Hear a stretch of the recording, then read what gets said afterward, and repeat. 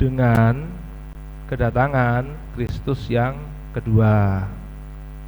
Anda akan menjumpai gambaran itu baik dalam bacaan pertama dan bacaan kedua. Ingat ya, kita itu, saya sudah jelaskan ya minggu lalu, bahwa kita secara prinsip gereja menantikan datangnya Kristus untuk kali kedua.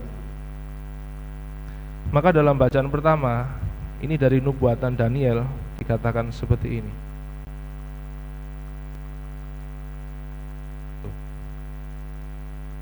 Nah ini, tampaklah seorang anak manusia datang dari langit bersama awan gemawan. Datang, ini kata-kata yang digaris bawah ya, datang seorang anak manusia bersama awan gemawan. Dalam bacaan kedua dari kitab Wahyu, itu adalah kitab nubuatan, juga dituliskan mengenai kedatangan Kristus dengan kata-kata seperti ini. Lihatlah, ia datang dengan awan-awan, dan setiap mata akan melihat dia, juga mereka yang telah menikam dia, dan semua bangsa di bumi akan meratapi dia. Jadi Bapak, Hari Raya Kristus Raja Semesta Alam itu berbicara mengenai kedatangan Kristus yang kedua sebagai Raja. Kedatangan Kristus yang kedua sebagai Raja. Tapi Kristus itu Raja apa? Kristus adalah Raja cinta kasih. Anda kalau membayangkan raja kan dengan gambaran raja itu gambaran yang wah luar biasa besar dan lain sebagainya. Tetapi Kristus ini adalah Raja cinta kasih. Maka nanti kalau Anda, mudah-mudahan dalam Advent nanti akan keluar gambaran pemerintahan Raja Kristus, di mana ada sukacita, di mana ada damai, di mana ada tidak ada penderitaan. Itu adalah gambaran ketika Kristus menjadi Raja. Ya, Ibu Bapak pegang dulu nih ya, gambaran Kristus sebagai Raja. Raja ini kan Ibu Bapak kalau sebutkan raja-raja sekarang. Oh, Raja Inggris, Raja, banyak lah, Raja banyak pokoknya. Kalau Anda mau menyebutkan gambaran, disuruh menyebutkan raja-raja, oh Raja Charles, Raja Philip, saya juga nggak tahu nih, saya sembarang ngomong saja. Beda kata, kita bisa menyebutkan banyak raja, tetapi Raja Kristus Raja semesta alam yang akan datang kali kedua, pada saat itulah ia menjadi Raja di mana kita merasakan cinta kasih, damai, tak ada penderitaan, keadilan, tak ada tangis. Itulah gambaran Kristus sebagai Raja. Maka kita menanti-nantikan kedatangan Kristus sebagai Raja. Bu Bapak, saudara-saudaraku yang terkasih, itulah bacaan-bacaan suci hari ini, pesannya adalah itu, Kristus datang sebagai Raja. Bacaan Injil pun juga mengisahkan mengenai yaitu gambaran Kristus yang mengaku sebagai Raja di hadapan Pilatus, meskipun Pilatus tidak percaya, Raja kok seperti ini penampakannya, karena Kristus kan pada waktu itu sudah disiksa habis-habisan, dipermalukan habis-habisan, dihadapkan kepada Pilatus, dan Kristus mengaku iya aku Raja. Ini Pilatus kan tertawa saja. Nah, Ibu Bapak, saudara-saudaraku yang terkasih, itulah prinsip ya, itu yang hendak kita, itu permenungan inti mengenai Kristus Raja semesta alam. Sekarang saya mengajak Ibu Bapak untuk merenungkan dalam hari-hari ini Kristus sebagai Raja. Saya mau membahas dalam bidang yang menarik, yang sedang hangat hari-hari ini. Apa? Saya mau menggandengkan permenungan ini dengan tahun politik. Nah, ini tahun politik ini. Semua orang berlomba-lomba menjadi raja. Tahun ini adalah tahun politik, Ibu Bapak. Pemilihan presiden ya tahun ini, pemilihan pimpinan daerah ya tahun ini juga.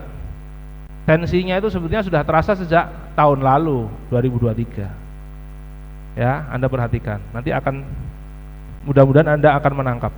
Jadi saya akan gandengan dengan tahun politik. Ini kan sebentar lagi coblosan kan? Nah, ini persis. Bu Bapak, Anda pernah dengar kata-kata seperti ini? Gereja tidak boleh berpolitik. Pernah dengar enggak? Pernah ya? Gereja tidak boleh berpolitik, Romo. Pernah dengar ya? Pernah. Setuju atau enggak? Setuju atau enggak? Setuju? Tidak. Setuju? Tidak. Gereja tidak boleh berpolitik. Anda pasti akan sering mendengar kata-kata itu. Saya akan jelaskan kepada Ibu Bapak. Ingat baik-baik. Ingat baik-baik sampai mati. Tidak bisa, gereja tidak boleh berpolitik, tidak bisa sebetulnya. Tidak bisa iya atau tidak, benar atau salah, tidak bisa. Tidak bisa pernyataan tunggal itu menjadi suatu pernyataan yang bersifat mutlak. Oke. Tapi yang jelas adalah di atas mimbar, saya sebagai imam tidak boleh promosi politik, titik. Oh, tidak boleh itu. Karena saya mewartakan sabda Tuhan. Oke, tidak boleh. Tidak boleh. Saya tahun berapa itu waktu di Kalimantan bikin promosi supaya gereja tidak menjadi mimbar politik. Ada, saya itu video himbauan dari gereja. Saya aktor utamanya karena menjadi yang disuting waktu itu. Masih agak kurus, nanti saya carikan videonya. Saya ada pada waktu itu, saya mengatakan di dalam skripnya dikatakan gereja tidak boleh menjadi, altar tidak boleh menjadi mimbar politik. Memang tidak boleh itu satu. Lalu para imam, bruder, suster ya tidak boleh kemudian yang mewakili gereja ya, Bapak Uskup juga tidak boleh gabung partai politik tertentu, tidak boleh. Saya punya KTA. Saya pernah ditawari sama umat, Romo mau enggak KTA-nya partai ini? Saya punya kenal. Ya tidak boleh, saya bilang. Tak boleh, kalau itu tak boleh. Umat sangat boleh sekali berpolitik, bahkan harus. Ya, kalau Anda melihat politik sebagai politik itu kotor, nah salah itu. Anda pernah dengar juga kan, politik itu busuk, kotor. Tidak. Politik itu adalah seni menata kota, kalau dari etimologinya ya. Dan mau tidak mau, ya umat harus terlibat. Bahkan saya seorang imam akan mendorong umat tolong terjun. Tapi tidak, politik itu tidak hanya sekedar partai, bukan. Tapi bagaimana terlibat menata kota, menata masyarakat dalam berbagai aspek, dalam tempat kerja, dalam lingkungan masyarakat, dalam perkumpulan. Anda bersosialisasi, itu juga sebuah bentuk politik. Anda terlibat untuk mengatur masyarakat. Oke. Tapi kalau Anda mau terlibat dalam partai, oh bagus juga, masuk. Supaya apa? Supaya apa, Romo? Kan politik itu busuk dan lain sebagainya. Supaya ada keterwakilan dari kita. Supaya ada keterwakilan dari kita. Orang Katolik tidak boleh, tidak mau terlibat, Romo. Karena busuk, kotor, tidak boleh. Harus masuk dan menjadi garam di tengah masyarakat. Oke, itu prinsipnya ya, itu prinsipnya. Jadi Ibu Bapak, apakah gereja tidak boleh berpolitik? Nah itu sudut pandangnya beda-beda. Oh, saya jelas, mimbar ini jelas tidak boleh. Tapi kalau sesudah saya turun dari mimbar, Anda ngobrol dengan saya masalah politik, oh ayo. Oh, saya juga punya sikap politik, artinya ini baiknya bagaimana dan lain sebagainya. Saya juga seperti itu waktu di Kalimantan. Di atas mimbar tidak boleh, tapi turun dari mimbar Anda bertanya bagaimana Romo dan lain sebagainya, oh saya punya pendapat. Seperti itu. Lalu seperti ini Bu Bapak, itu satu, Anda paham dulu ya. Dua, ini ada fenomena yang menarik sekali waktu Pilpres kemarin, Anda perhatikan baik-baik. Pada waktu itu Monsinyur Suharyo, oke ya, Monsinyur Suharyo, Bapak Uskup Jakarta, itu ikut dalam gerakan mengingatkan pemerintah supaya supaya berhati-hati tidak turut campur dalam proses pilpres. Anda cari saja beritanya, Anda cari saja Monsinyur Suharyo, cari saja. Itu waktu itu dengan, cari saja ya, ketik ya, saya sudah uji sebelum Isa ini, Monsinyur Suharyo mengunjungi Ma'ruf Amin, ketik saja, saya tidak bohong, akan muncul di situ bersama dengan istri almarhum Gus Dur dan budayawan dan agamawan itu mendatangi Ma'ruf Amin mengingatkan pemerintah tolong supaya harus netral. Satu. Kali kedua ketika Civitas Akademika, jadi Anda masih ingat waktu universitas-universitas itu mengkritik pemerintah. Oke. Di situ juga ada kampus-kampus Katolik. Di situ Monsinyur Suharyo juga kembali mengingatkan. Oke ya. Atau Anda ingat ini Romo Manyi Suseno, seorang dosen etika, mengingatkan pemerintah. Yang menarik adalah seperti ini Bu Bapak, yang menarik. Pada waktu itu saya mengecek media sosial. Di situ saya lihat orang-orang Katolik itu mengatakan seperti ini. Gereja tidak boleh berpolitik. Saya tidak suka Bapak Uskup dan Romo ini turut campur. Iya. Anda perhatikan saja itu. Gereja tidak boleh berpolitik. Jadi mereka tidak suka, ada sebagian umat dalam media sosial. Tapi media sosial ini juga tidak tahu ya, betul umat atau hanya pura-pura. Pendek kata mengutuk apa yang dilakukan oleh Uskup Suharyo dengan Romo Manyis karena mengkritik. Lalu menggunakan kata-kata ajaib itu tadi di awal. Gereja tidak boleh berpolitik. Bu Bapak, saya membaca itu sambil marah dan jengkel. Saya bilang umat Katolik ini bodoh yang nulis seperti ini. Kenapa? Saya kasih tahu. Anda harus tahu bahwa para nabi dalam perjanjian lama itu isinya mengkritik raja-raja Israel yang menjalankan pemerintahannya tidak sesuai dengan kehendak Tuhan. Itu Anda tidak percaya boleh buka perjanjian lama, nabi-nabi itu loh mengkritik raja-raja bangsa Israel. Daud ketika mengambil istri Uria, yang menegur siapa? Nabi Nathan loh itu. Banyak raja-raja bangsa Israel ketika berjalan tidak sesuai dengan kehendak Tuhan, yang mengkritik siapa? Nabi-nabi. Oh, Anda lihat. Jadi nabi-nabi, ada tulisan dari Romo Parera almarhum Urdu Karmel yang bikin buku judulnya seperti ini, kritik sosial politik para nabi perjanjian lama. Saya lupa kritik sosial atau ada kritik sosial politiknya ya, kritik sosial mungkin ya. Jadi para nabi itu memberikan kritik kepada pemerintah Israel, bangsa Israel, raja Israel pada waktu itu. Maka itu umat-umat yang ngetik ini Bapak Uskup Romo Manyi sih tidak boleh turut campur dalam politik. Ngawurnya bukan main. Aduh,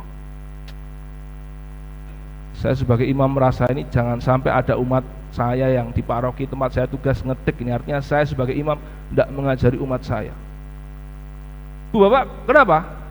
Gereja tidak boleh diam kalau ada ketidakadilan, kalau ada hal yang tidak sesuai dengan nilai-nilai ilahi, tidak boleh diam. Kenapa tidak boleh diam, Romo? Wah, kita ini menantikan Raja Kristus, Raja semesta alam loh, di mana ada segala cinta kasih, ada keadilan, tidak ada penderitaan. Maka ketika pemerintah dunia tidak sesuai dengan pemerintahan Kristus yang kita nantikan, kita harus bersuara. Anda tidak percaya? Saya kasih contoh lagi. Di Amerika Latin ada yang namanya teologi pembebasan. Nah, nanti belajar saja, coba-coba. Teologi pembebasan itu adalah di mana gereja Katolik di Amerika Latin konteksnya itu memberikan kritik karena pemerintahannya pada waktu itu rezim militer. Ada nama yang sangat terkenal, yakni Uskup Oscar Romero, Uskup El Salvador, yang ditembak mati karena homilinya terus mengkritik pemerintah pada waktu itu. Kenapa Romo ya? Kok tidak mau main aman saja dan lain sebagainya? Karena memang ada seorang uskup Romero pada waktu itu melihat ketidakadilan sosial yang dirasakan oleh masyarakat El Salvador, sehingga dia sebagai uskup merasa harus menyuarakan ini, dan karena itu ia meninggal. Di Kalimantan, saya kasih contoh lagi. Waktu Anda tahu ya sawit ya, kalau Anda tahu buah sawit itu tanamnya banyak di Sumatera dan Kalimantan. Sumatera pertama, kedua di Kalimantan. Saya hidup di tengah hutan sawit selama sekian tahun. Anda tahu sejarahnya bagaimana gereja mengedukasi masyarakat supaya pada waktu itu gereja bahasanya menolak sawit. Tapi ternyata kalah gereja. Kalahnya sama apa? Kalahnya sama duit. Karena hati rakyat diambil oleh para pengusaha dengan duit. Yang terjadi ada apa? Bencana sosial. Masalah tanah, masalah, banyak sekali. Ini diskusi bisa panjang masalah sawit di Kalimantan. Oke ya. Anda masih ingat, saya lanjutkan lagi. Anda masih ingat pada waktu itu Papua sedang booming sekali, dibikin jalan yang bagus sekali. Trans Papua, kita tepuk tangan semua. Anda masih ingat pasti. Oke ya. Tepuk tangan semua ketika ada, bukan, saya nggak ngajak tepuk tangan. Maksud saya pada waktu itu tuh tepuk tangan semua ketika ada jalan Trans Papua. Anda masih ingat ya? Anda masih ingat ya? Dan kita, ini Papua diperhatikan. Tapi saya kasih tahu. Pemerintah membangun jalan itu untuk industri, bukan untuk manusianya. Kalau Anda menganggap jalan Papua kemudian kehidupan orang Papua menjadi baik, Anda dibohongi. Saya berani bilang gitu karena saya merasakan sendiri di Kalimantan. Anda tahu kalau mau membangun manusia yang dibangun apa? Pendidikan dan kesehatan. Kalau mau membangun manusia, bangun itu. Ini ada sekolah kan? Ini bangun manusia ini. Pendidikan dan kesehatan membangun manusia. Itulah kenapa gereja Katolik selain ada gereja, selalu ada sekolah Katolik, selalu ada pelayanan kesehatan Katolik. Karena membangun manusianya. Pemerintah di Papua membangun jalan, yang dibangun apa? Industri sawit. Sawit kan mau dibangun besar-besaran di Papua. Anda cek lagi berita, banyak orang-orang Papua datang ke Jakarta protes karena tanahnya diambil secara paksa. Cek beritanya. Ibu bapak, saya mau mengatakan apa kepada kita sekalian? Romo ini kok omongnya gini. Saya beritahu kepada ibu bapak, Anda harus punya rasa berkeadilan. Raja Kristus memerintah dan saya harus hidup dengan nilai-nilai itu. Dan Anda melihat situasi sosial masyarakat Anda juga dengan hati yang sesuai dengan hati Kristus. Kristus kalau melihat orang yang tertindas, kira-kira Kristus akan membela tidak ibu bapak? Membela. Kalau Kristus ada ketidakadilan, kira-kira Kristus akan membela yang menjadi korban ketidakadilan tidak? Akan membela. Maka Anda juga sama, harus punya hati itu. Harus punya hati itu. Maka tidak boleh diam. Kadang-kadang kita takut, kita diam gara-gara dengan alasan gereja tidak boleh berpolitik ini harusnya. Macam apa itu? Kalau ada ketidakadilan tidak boleh diam. Anda harus sampaikan itu. Penutup. Saya punya anak-anak KKN, sering kok anak-anak KKN dari Atmajaya itu waktu saya di Kalimantan itu berjumpa selama 1 bulan. Terakhir sebelum pulang mereka selalu saya kasih pesan seperti ini. Kamu sudah hidup di pedalaman Kalimantan, kamu sudah tahu bagaimana mereka menderita, bagaimana mereka menjadi korban ketidakadilan. Kamu sudah tahu. Kamu tinggal sebulan dengan kami. Mungkin setelah ini kamu tidak akan jumpa kami, tidak apa-apa. Tetapi kamu ingat, suatu saat kalau kamu berjumpa dengan orang yang menderita, yang disingkirkan, kamu harus membela mereka. Karena merekalah orang-orang yang sangat kasihan dan perlu dibela. Kamu harus punya sikap memilih membela mereka yang menderita. Dan kita, orang Katolik, harus seperti itu juga. Karena kita mengikuti Kristus yang demikian. Kemuliaan kepada Bapa dan Putra dan Roh Kudus, seperti pada permulaan, sekarang, selalu, dan sepanjang segala abad. Amin.